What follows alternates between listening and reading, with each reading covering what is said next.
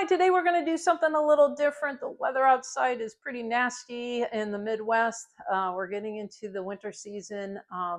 Also, often have my clients ask me, what can I do in the winter to help me get ready to be ready to go in the spring? This these few drills I'm going to do today are going to help you, especially if you have a tendency to swing outside to in or over the top. So, or if you're told that you just swing with your upper body. So, over the top is as you start swinging down, we make this move. So it looks like the upper body is doing all the work. This is the over the top. Then we would swing out to in or to left field. That usually creates a slice. Before we go ahead and do that, if you would go ahead and click that subscribe button to follow me on YouTube and hit that little bell so you get notifications every time I post a video to help you with your golf game.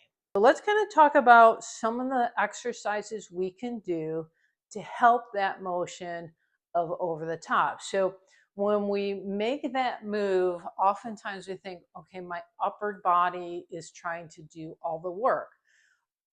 The upper body is making the first move, but a lot of times it's because our lower body isn't able to work correctly, or we're just not able, or we don't know that this should happen.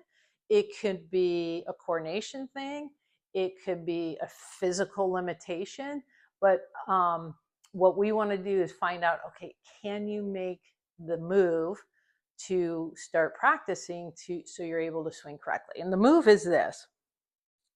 Ideally, we want to be able to separate your shoulders from your hips in the swing.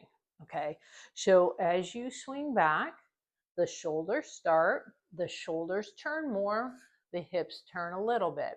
As we start your downswing, we actually want the hips to start first. So now I need to be separating the hips from the shoulders.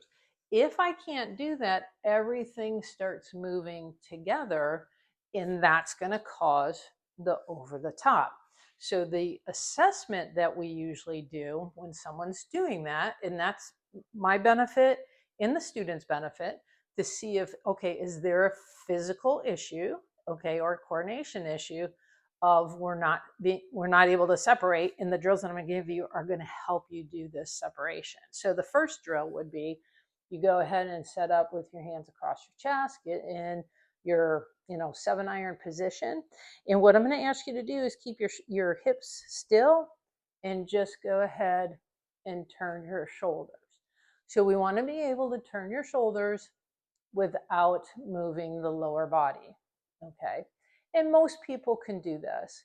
The next thing we're going to do, and this is where I get the big eyes from my clients because they're like, oh my gosh, I've never tried to do this before, is we're going to go ahead and get you in that 7-iron setup without moving your shoulders. I want you to try to turn your hips, okay, without moving that upper body. So we don't want to see, and so it would be good if you have a mirror in front of you so you can see what you're doing. We don't want to be moving this way, and we don't want, as you're trying to turn your lower body, your shoulders to move. Okay, everything we want, upper body stay still, lower body turns. If we have problems with that, which sometimes we do, and that's fine, it's like, oh, I didn't know I was supposed to do that. We don't practice it, okay? It's not a normal move. So the drills I'm going to give you are to help you separate the shoulders from the hips. So the first one is, I just have a golf club here. You could use a counter, the back of the couch you could hold on to. But what we're going to do when you're holding on to that, it's going to stabilize your shoulders, so your shoulders aren't going to be moving. And what we're going to do is, this is called a stork. We're going to go ahead and put the left leg up in the foot behind your right, and we're just going to go ahead and turn the hips both ways. Okay. You may find, you step out, lose your balance, it's a little shaky, that's fine. If you use a counter, you can spread your arms out a little bit more. It may help with your balance. And then I'm going to do the other leg. So I could do this for all of like 2 minutes every day. and it's going to help me start being able to separate my hips from my shoulders. The next drill, I would take a club. Okay, we're not going to swing it, so we don't have to worry about the ceiling or the lights or anything. And what I'm going to ask you to do, I have a wedge right here, so I'm going to get in my wedge setup. And all I'm going to do is from here, go into what I feel is my impact position. So what you can start seeing is my left hip is turning back, okay? I'm still staying over the golf ball. My shoulders are pretty square to the target still, but I'm going to go ahead and start feeling that left hip start turning back and the right hip moving forward. Okay, if I'm a lefty, I'm going to do the same thing. I'm going to have my right hip go back and my left, my right hip go back and my left go forward.